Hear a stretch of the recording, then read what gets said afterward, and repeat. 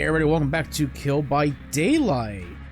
We're still feeling the aftershocks that was the year 8 anniversary event with the reveal of not only D&D and Vecna coming to the game, but also the announcement of Castlevania and all this other cool changes that are going to be happening in the year, hopefully sooner rather than later for some. I'd like to see the challenge system implemented sooner rather than later, and 2v8, even looking at some of the more detailed stuff, I still don't care.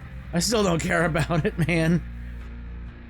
There's so many better things that you could add as a permanent game. It's not going to be permanent, but again, their wording on it was very, very weird. They were like, yeah, it's a new game mode, which I guess is technically true. Anything you add to this game is a new game mode. But they weren't calling, like, Lights Out or Chaos Shuffle or My Little Oni a new game mode. There's like, it's a new modifier, which they kept bringing up. They're going to be bringing back 2v8 in the future and new iterations. So it's going to be a reoccurring game mode, not a permanent one yet. So we'll have to see. We'll have to see what the hell is up with that and how the classes work and if there's anything busted. And when it's out, I will play it. We will do videos on it and see if it's cool, because I could be swayed, right? If it's a fun game mode, like, haha, it's cool, haha, then it's my criticisms right now and my opinions right now will mean nothing, right? That's 2 months in advance. In two is it June? Is it coming out in June? Because that might only just be 1 month. June, July, it's a month and a half, 2 months out. Anyway, Vecna. Vecna is what we know when we're getting Vecna. We know he is here. He's on the PTB currently, 8.0.0. Still haven't done any research. I have videos queued up from Natural Ones and Game Masters on just like, I'm going to do my research. Dang it. And I might even get into Critical Role, which I'm not into Critical Role, even though I'm into the Adventure Zone. So I like Matt Mercer. I have no problem with the people on his show. It's just like, I gotta figure out where is he on YouTube? I don't know. I gotta do my research. I don't have a problem with listening to long form content that is D&D driven, especially if it's fun and interesting to listen to. And Matt Mercer he's good voice. He gives good voice. We got, this is a hell of an intro. This is a hell of an intro. 3 minutes? Damn. Vecna and Astri Yazar. I'm going to slaughter that name perpetually until the end of time. In fact, when this does hit live and I am able to play as her or her counterpart, I'm going to refer to her as Elf. Because that's like, oh, it's Elf, okay. Astri? I guess it's Astri, right? I don't know, I'm gonna have to listen, I'm gonna have to learn pronunciations, and ugh. D&D! Okay, take 2. I just spent 20 minutes talking about things I'm reading. That's boring. So let's try something else. I'm just gonna speed run this stuff, and then we'll get to watching some people play, and give my opinions on that stuff, right? So the bards, they have some fun perks. My only problem is they don't have any survivability. So add up challenge, gonna be a little bit of a pain in the booty, but we should be fine. I don't think we're gonna have another Alan Wake situation where Alan came in with nothing, no gen progress perks, one that actually hindered you for being injured on a generator instead of helping you. Like, okay, the champion light perk, that's neat. And then he had boon map. That sucked. They don't have anything like that. Mirrored illusion, you stand next to a generator or a chest, totem, or exit gate after doing 50% of a generator, and you spawn an illusion for 2 minutes. From up close, you can tell it's an illusion, because it is static. It is not pretending to do the generator or cleanse the totem or open the chest or anything like that. But from far away, I'm assuming the killer will be like, oh my god, they don't even know, are they blind? And then they get boozled by your Loki clone. Pretty cool, I think. That sounds like a fun one. Still sight. After standing still for 4 seconds, it activates until you start moving. You see the aura of the killer as well as all gens and chests within 18 meters. I think you should remove the killer part and make it the totem part like it is on the PTB, I believe it is. But either way, I don't think it's all that problematic. If you're standing still... Oh no, you gotta stand still for 4 seconds. That's twice as long as Insidious. I think it's okay. Bardic Inspiration, I know Odds had a problem with it because you can probably combine it with like Counter Focus or count whatever the hell that Rebecca perk is. Okay, sure, but I don't think it's gonna be that bad. The D&D chapter is far bigger than any anniversary chapter we've ever had, just because of the lineage and the half a century it's been around. Oh, Resident Evil, that was pretty huge. That was only around 30 years. D&D has been around 50. That's a lot bigger and is more easily accessible to everybody instead of like a horror game. Not everybody's into horror. Well, D&D can be horror, but it doesn't also have to be horror. It can be futuristic, it can be medieval, it can be fantasy, it can be horror, it can be playful, it can be serious. It can be anything you want it to be. That's the beauty of D&D, right? I don't know. I'm legitimately asking. I'm going off of the knowledge of Adventure Zone and that. So, I'm assuming. But D&D is a far bigger franchise, so I don't think they're going to release a perk that will be busted on day one with something else and cause people to complain, because they want the publicity during the anniversary event, and it's going to be great. It's going to be fun. You play the loot for 15 seconds, and it empowers survivors within 16 meters. It's fantastic. You roll a d20, the effects last for 60 seconds if your performance is completed. If it's canceled or it completes, it goes on cooldown for 60. You get a 1, you scream, nothing happens. 2 to 10, you get skill checks give 1% extra progress. 11 to 19, you get 2% extra progress on skill checks. And 20, you get a natural, you get skill checks give plus 3% progress. All in all, it's okay. It might be problematic. I personally have a problem with it because it's adding more questionability about a generator and the speed at which people are doing gens. And of course, it's brought up, like I said, with a hyper-focus. I think it's hyper-focus. And he has said in the past, that's a dead giveaway of somebody who's hacking the game. All hackers use that perk because it's basically a calling card for hacking. I'm not saying if you do run it, that you are hacking, but you're gonna get some second glance and be like, alright, little sus. Just like I'm going back and seeing like endgame lobbies from other videos, being like, they were running a really good toolbox with brand new part and power of potential unleashed. They were using that bug, weren't they? They might not have been. They just might have been like, this is a pretty decent perk, I like it, and brand new part is still stupidly good, right? They correlate, but they might not be true statements, right? Overall, the bards, I think they're pretty good perks. The Lich, his power is, I said it in the stream reaction, he's got a high skill floor. I still believe that to be true because he's got 3 unique things. You create a hand that blocks a upright pallet or a lifted down pallet for 4 seconds. Pretty dope. Then you got Flight of the Damned. He conjures 5 spectral entities that pass through obstacles and injure survivors. On one hit, you don't have to hit them once before to infect them or afflict them with anything, and then hit them again. No, they just do pure damage. Problem is, survivors can duck under them. That sucks. But that's fine. You got a counter, it's fine. Dispelling Sphere, it's a rather large invisible sphere that reveals survivors and temporarily disables their magic items.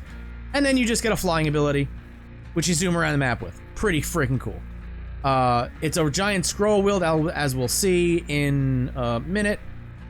Magical items, you get things that basically not counter his power, but only slightly, right? They said like, oh, survivors can get magical items that help you against Vecna. I'm like, oh my god, we're gonna have another singularity moment. Holy shit, this is bad. It ain't that bad. It's not EMPs. It just helps you a little bit. And in the instance of the hand and eye, you have to be at full health when using them. And when you do use them, you lose a health state. And you're revealed through Killer Instinct for 3 seconds. There's a price to pay on those. Pretty good. His perks, people were saying they're okay or they're buns. I think they're pretty good, actually, now that I read them and like understand them. Weave Attunement, when any item becomes depleted for the first time in each match, it is dropped. So that's your cue to be like, oh god, they see my aura. Okay, survivors within 8 meters of the dropped item, any survivor, have their auras revealed to you. There's not a time limit on there, so it can't be buffed by Lethal Pursuer like other aura reading perks. It's like nurses. When a survivor picks up the item, I love that it's when a survivor picks up a survivor item. But I guess because the magical items are here, that it is what it is. They suffer from oblivious status effect for 30 seconds. You're gonna get value out of this even for a split second when you use it, because everybody brings items, and they deplete. And then they drop instantly, and if they do, they're here, they drop it, they go, uh-oh. They pick it right back up, they're oblivious. Well, you just saw everybody's aura around them. If it's Midwich or the game or an indoor map like that, like Leary's, you're gonna see a lot of auras. 8 meters, yeah, it's small, but it's also a decent size, right? So you're gonna see some auras. You can get a value out of that a lot during a match, especially if you bring Franklin's, I think. Languid Touch, when a survivor within 36 meters of you scares a crow, they are exhausted for 10 seconds. It has a 20-second cooldown. I thought this one was cool, and then I realized, oh no, it's gonna be buns. This is the one I think is gonna be ass. Because when the survivor is in 36 meters of you, they scare a crow. Well, you could be on your way to kick a generator, and then this perk goes on cooldown, and you're like, I don't know where they were. Where were they? They were within my terror radius. But where are they? Oops. I would much rather it be active when you're in chase, so when you're chasing somebody and they scare a crow within 36 meters of you, then they're exhausted for 10 seconds, and then it goes on cooldown. In its current form, it's kind of dookie buns. Dark Arrogance, this is all permanent stuff for the trial when you bring this perk. Increases your duration, you are blinded, and the duration of pallets by 25%, big chunk, but you gain a permanent regular vault speed increase by 20%. Permanently. This is going to be really good on killers that don't really care about pallets, like Billy and Bubba. They don't get stunned all that often, so they're going to chew through those pallets. Oh, by the way, they also really like running Bamboozle. It's a match made in hell, I think. So, that is all of that stuff. Now that we've read about it, and it's confusing, and what does it look like? Let's actually see what the hell killer can do in action. That's spooky. Spooky Loops, don't sue me for checking out your video and reacting to it. I haven't seen this one. I don't know if this is part of his stream. I did watch a bunch of his stream, like I said. Maybe I didn't say because I'm recording separate recording sessions here, trying to get my thoughts in order. Probably gonna be a great video either way. So, he's explaining it as you do. I think he looks dope. Look at that! Look at that! He's so cool. I hope we get. I hope we get. This wants a hug, man. Wants a hug. I hope we get. Hug me in Matt Mercer's voice. I hope we got some dope cosmetics. They did kind of hint at it during the stream, right? That there's gonna be some cosmetics coming, and I kind of hope for that. That sounds like a cool thing, like other survivors getting mystical and magical, fanciful cosmetics, and some of the killers getting some like, oh my god, they look like the thing from D&D that I don't recognize, but people will, right? He's got a dope design. I hope we get some dope cosmetics, right? I don't think that's a lot to ask for. This is the new map. It is a new map. Not like I thought, where it's, oh, they're gonna put John Tower in Borgo. It is very Borgo AF. Very Borgo AF, but now we have this tower here, and this map is surprisingly huge from what I've seen. Both from what Otts had played and put up on YouTube and Spooky Stream, and some other people. It's massive. It's pretty freaking big. Borgo isn't the biggest map. There's the fly. I think... Put a pin in that one. Put a pin in that. Borgo got changed around a bit, right? It is still a pretty decently big map. So, that adding a base... a sub-level to it doesn't help. I've heard people say that, oh, he's good, he's underpowered, overpowered. I think if they make one change to him, and I think this is what I can see happening, is that his fly, this maneuver, he almost makes a full complete square around this pig pen. I think if anything, they will reduce the duration of that by like 2 seconds. So you don't go as far, or maybe they reduce the speed, right? I don't want to see anything happen to the cooldowns, right? He's like, there, you saw that. That's the wagon wheel of doom. Go back frame by frame, you can see it. I'm assuming you have to hold down the button and then you go through it with whatever your option to look is, like mouse, or I'm assuming you hold down the button, you hold down left bumper, and then you use right stick to scroll through it, or there's some other weird way to do it, right? I definitely ain't jumping into live matches as this boy day one without hitting custom games and being like, what the fuck does he do? Right? Getting my hands dirty with the Lich. Remember when I used to do Let's Learns? Remember that? No, you know. No, you know, it's been a long time. I think the last one was, oh god, was it Singularity? It might have been Singularity. It might have been a year ago. Holy shatsky. But yeah. I don't want to see cooldowns reduced, or increased rather. Leave him as is.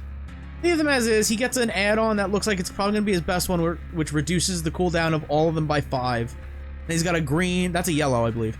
He gets a green, though, that a basic attack, landing a basic attack reduces active cooldowns by 5 seconds each time you hit somebody with a basic attack. That seems like, those seems like 2 of his better ones. Just get your stuff back up and running. I think on the stream, what I remember of it, I said he's very much like Orisa from Overwatch 2, in that you have to juggle your cooldowns. You have to have all of them in line, and you kind of have to have them up at the opportune times, right? I think this one, the hand, is going to be the one you use almost all the time in a chase, right? If you know you're going to a dead zone, it's probably going to be your speed boost, or your birds. This is a tracking one. He gets an add-on. I think it's like a brown. It's like a very cheap brown or yellow that increases the diameter by another 2 meters. This is gigantic as it is. That's pretty freaking big. And it goes for a while. I think it's a yellow. I think the yellow increases the size and the speed of it. That might be one of his best ones.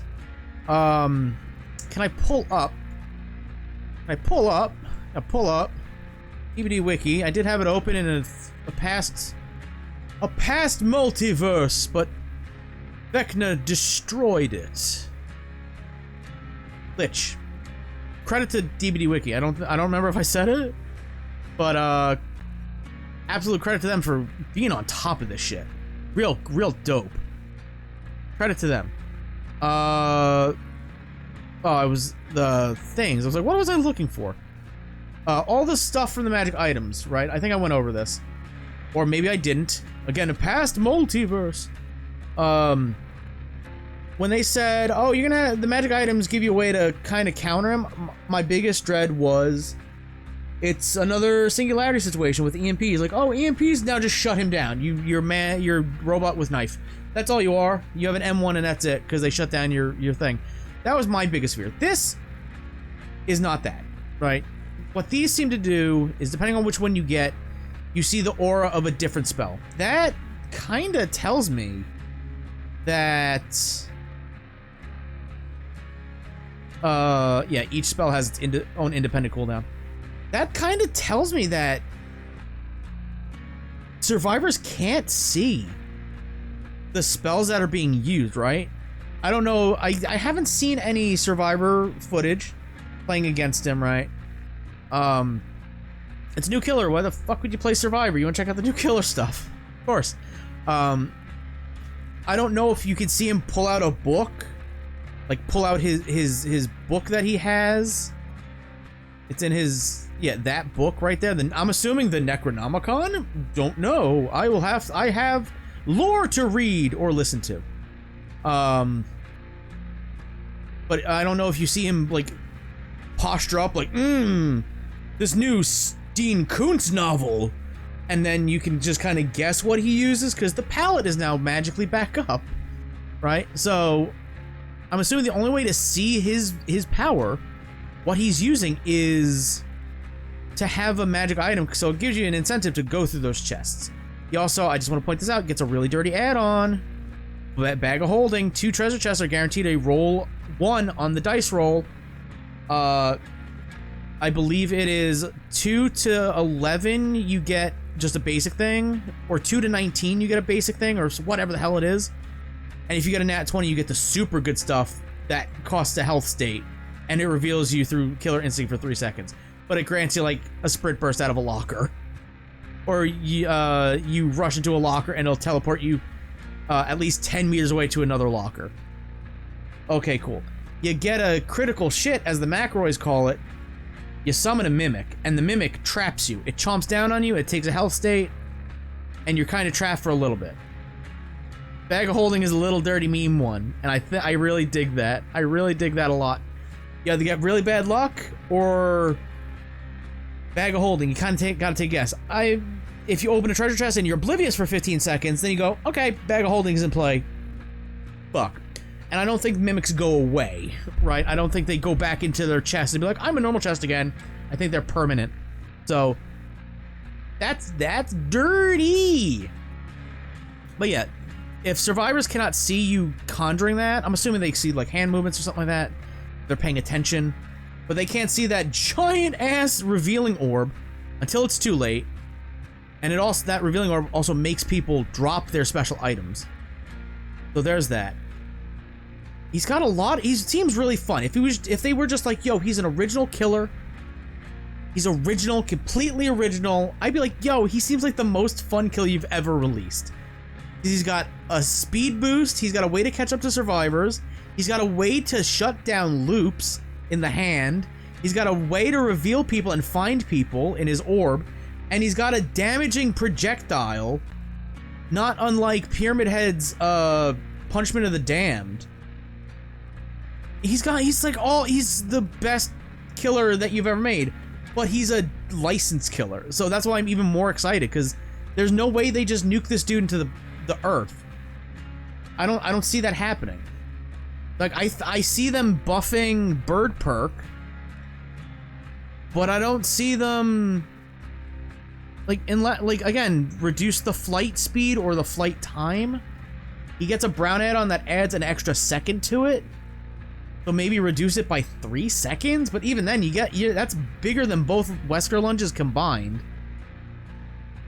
I think he's gonna be really good at launch if he stays in his current state with a little bit of tuning and this Bird Perk gets reworked. Not reworked, but like they make it so I don't know, man. I don't know. It's the worst one of the bunch, I think. The one that, like, oh, if they drop their item, like, I don't know if that's a firecracker. Firecrackers go away. That's the hand in progress. I think that's gonna be his most used thing. That's why I'm like, it's slow to cool down. You see it there. So the 5-second cooldown add-on,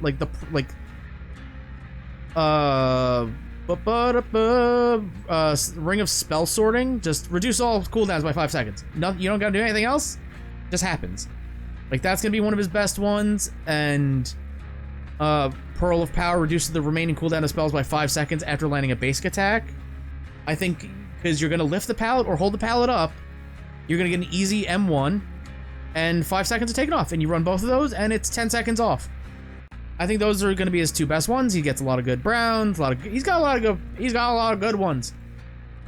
That's the magic butthole that teleports you to basically an infinite, which is my only concern about this map, is that you chase a survivor here, they drop the pallet, they turn around, they turn around into that butthole, and they go out to up top. That's my only concern about the map. Also, it's giant. It's fucking huge. Yeah, I don't... That flight is my only issue, right? My flight... Nice physics on the skirt. But I think he's gonna be really fun. I think he's gonna be really neat. I can't wait for him to release. I know nothing about his lore. If I'm just judging on like a pure design aspect, both character design, looks dope, looks undead, looks like a necromancer from generic like medieval times, right? Like medieval storytelling. Like, this is what a lich is. This is what a necromancer looks like. That's not a dig at D&D. Most things that are medieval, high fantasy, have copied dead Dungeons and Dragons. That's not me taking a shot of something I don't know. But like character design, dope. Point on. A plus. Look at that fucking dagger. Got skulls on it. Got Souls of the Damned in it. And power wise, it looks super fun to play. So I'm just like, okay, cool. When I watch those two videos and I get into Critical Role, I don't know if they do anything with Vecna or if it's just like what they've done. It is what it is. I'll start listening to it anyway because, you know what, why not? Get into something new and fun. But once I learn about his backstory and who he is, that's what I'm saying. I don't know if that's a firecracker or that's just a bug, right? Because like if the survivor throws down a firecracker and it just stays in the world for weave attunement, that's fucking busted. Nobody's gonna run firecrackers ever again. But once I learn about him and learn about his lore and who he is and what pacts he's made and why he is the destroyer of worlds that he is, I'm gonna be like, let's fucking go. I'm gonna be his biggest hype fan, right? He looks so good and so fun to play, right? That orb also, another one of his probably his really good ones is he's got a lot of good ones. A lot of good ones. Yeah, increase the size of the sphere by 2 meters, but also increase the speed by 10%. I think that's gonna be a real good one. That's a yellow. That's not rare. Reduce the period where you cannot attack after casting fly by 0.5 seconds. So there is a cooldown after using fly. This might make it really, really potent for a chase down tool. M1, and then you have a bigger... You have a Blight Rush, basically, but it looks like you go faster than Blight. Reduce the time it takes for the Magic Hand to lift a pallet by 50%, so it lifts it faster, and you combine that with Mage Hand spell grants 5% haste for 2 seconds. I know Ott's had a problem with haste spells, like this haste effect, but you do slow down when you use it a bit. It seems like, at least from what I've seen. But I think that's going to be good. He also gets Vorpal Sword, which, not knowing the significance of it, hilarious name. I'm sure it's like, oh my god, it's tragic. Or it's awesome, but right now I'm like, Vorpal, it's fun to say. Mage Hand breaks pallets in 3 seconds. You're in mid-chase, you put Mage Hand on a down pallet, it just breaks it. He's got a lot of good stuff, and I hope he makes it to live this way. Again, that's that fucking perk. He wasn't in chase, he wasn't even near the survivor. Somebody scared a crow within his vicinity, and it went on cooldown. Yay. Rough. I think that perk needs a retune. Needs a little bit to make it better. Also, that whole thing, oh, it does it 50% faster? That's already fast enough. Right? I don't want to see cooldowns increased. I don't want to see any of that stuff, right? I think he looks perfectly balanced. That orb being like, it just lets you know where people are. I gotta look at the add-ons. Injured survivors suffer from broken for 60 seconds if they enter Dispelling Sphere. You get undetectable for 12 seconds if spells are on cooldown, if all of them are on cooldown. So there is that. They're exhausted if they're in the aura. There's nothing that, like, grants you undetectable if they're hit by it or they inflicts them with oblivious. There's also no inflicts them with blindness here.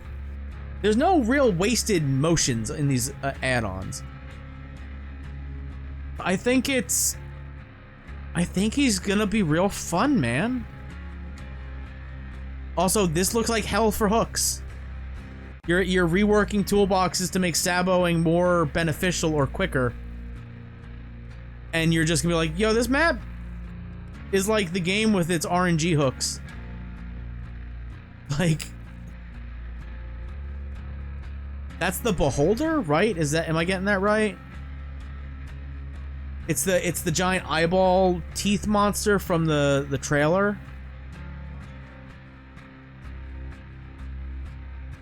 It looks really good, man. It looks really good. It looks really good. They got somebody who isn't interested in Dungeons and Dragons into it. Like, I'm interested in the lore. I'm interested in the stories that people can craft. You got me. Let's close this out by looking at... He's got 2 Moris. From what I understand, you need to... Okay, this room, first of all. Like, if they showed it off in the stream, I'm like, that's a pretty looking room. In-game, it's way cooler. I love this room. That generator is gonna be the achievement generator. I guarantee it. Finish the generator in the Astratorium and escape. God, I hope it's not something fucking dumb like RPD. Don't do it, behavior. Don't do it. It's gonna be something stupid. Survivors are gonna have to do something where they get the eye and they use a vaulted action or a rushed action and something for that, right? It's gonna be something weird like that. He's gonna need to down somebody with his scatter shot souls, or he's gonna have to get downs while all his spells are on cooldowns. It's gonna be something weird and dumb and not fun and cool. I hope they are. Look at that, a projectile that actually did damage. Holy shit. Haven't had one of those since Huntress. I dig it. Yeah, he got... Oh, he can get down by the Mimic. Hold the fucking phone. Unless I missed something. Hold on, I might have missed something. There's the hook. He is... No, he just goes down. He just eats shit. He's trapped in the Mimic. Frame by frame. I guess if you're in the Mimic long enough... Yeah, because he's caught and he goes into deep wounds. Right? He gets caught, he escapes, and then he gets caught again and he's down. So... I don't know. That's a cool feature, though. I know everybody was like... When D&D got revealed a couple days ago, everybody was like, yo, there's gotta be mimics, right? They gotta do mimics. They have to.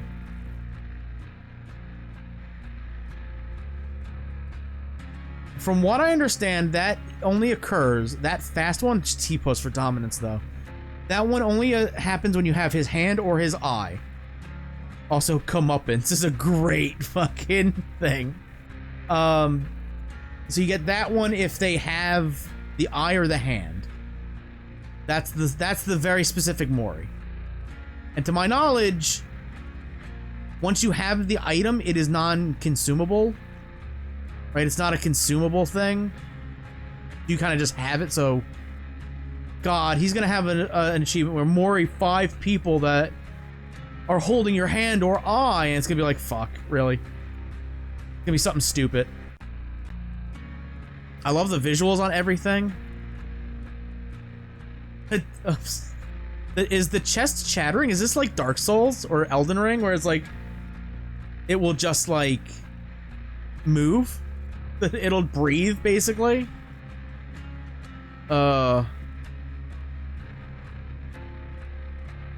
Let's find... Okay. Oh, bush in the way. Bush! I mean, it is a cool Mori.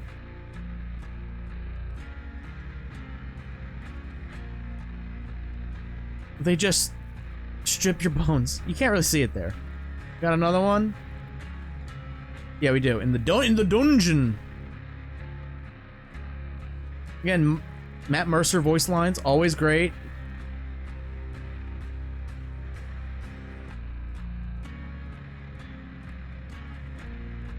And they make you a skeleton. It's not as brutal as the Knights, which is the only one I can compare it to because of Borgo and, you know, ancient times and stuff. But it's not as heavy metal as that, but you have to admit, your flesh is being ripped off. That's how you die. Spectral skeletons come out of the ground and rip your skin. It's a fucking Mortal Kombat fatality, and it's awesome. I really dig all of this, man. I really dig all of this. The map looks, again, a little too big. Got that interdimensional butthole that, winks at you every once in a while. It's like, a little too big, I think, but I don't know. I kind of almost wished it was the counter opposite. Look, he just shuts down the loop. Shut down the loop. You have nowhere to go.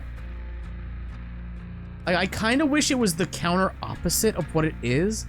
Like, you have this giant spire in the middle, and that leads down to the sub-level that is giant. But you also have this outside area that's giant. I kind of wished it was... You have a giant spire that leads to a little plot of land, like the size of... What would be what's the smallest map? What is the smallest map in the game? Make it the size of fucking Nuketown from Call of Duty. Right? Just a little plot of land that this giant spire leads out to. So you have a little bit of like a backyard area, but most of the map is this underground dungeon. That's kind of what I wanted. But what it is currently is still pretty cool. Go watch Spooky Loops. That more than likely you already do. more than likely you already do. But that is my thoughts on Vecna. That's my thoughts on his kit, his voice actor, and everything bitchy. Yeah, I got 3 weeks to prepare for him and what the hell's her name again? Astri. Again, I'm gonna refer to her as Elf or Bard or the Troop, I guess. I will probably just refer to them as, oh, it's a Bard, because they're both bards. So there is that. Yeah, I got 3 weeks to save up blood points. There's the blood point event going on, so I'm gonna get a lot of blood points rather quickly. Until then, we are going to try to get through the remaining 6 achievements that we have left. Probably not get through them because Guild Huntress is still one we have, and that sucks. But there's a couple that we could get through fairly easily while also gaining blood points.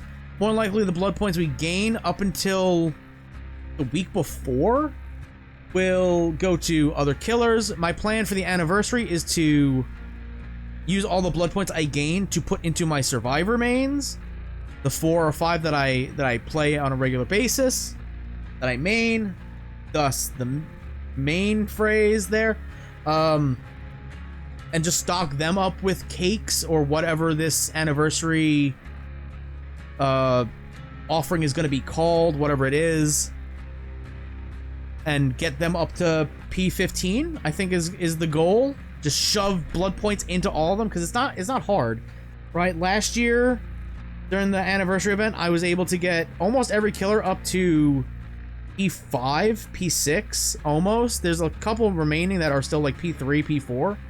But for the most part, I got everybody up to P5 and P6. And that's a lot more than 4.